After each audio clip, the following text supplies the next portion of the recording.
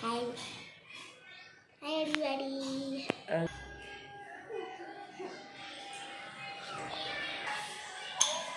Journey గురించి కొన్ని విషయాలు చెప్దామని చేశాను.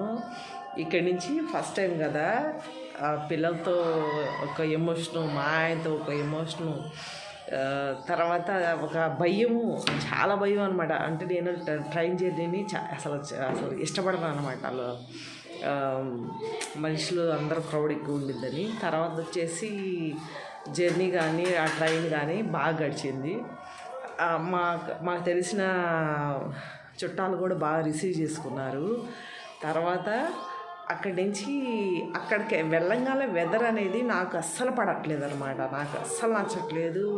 నేను ఒక్క గంట కాదు కదా, ఒక్క రోజు కూడా ఉండలేకపోయాను. తర్వాత మళ్ళీ మా మదర్ సైడ్ ఏమంటారు రిలేటివ్స్ రిసీవ్ చేసుకున్నారు.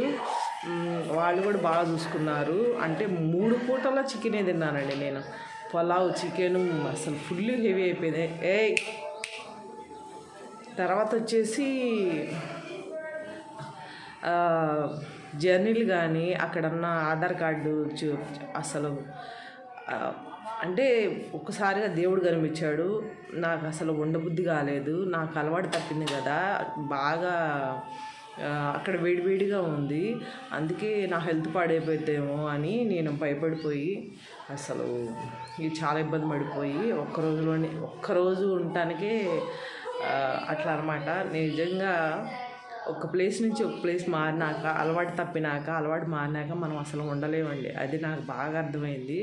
అందుకే ఉన్నంతలోనే శాయశక్తులుగా ప్రయత్నించి వచ్చాను. ఎందుకంటే హెల్త్ పాడైంది అనుకోండి, నేను కూడా అక్కడి నుంచి వచ్చినా కానీ నేను ఒక 10 రోజులు ఇబ్బంది పడాలి. ఇప్పుడు అదే అనమాట నాది. ఇది నా జర్నీ గురించి.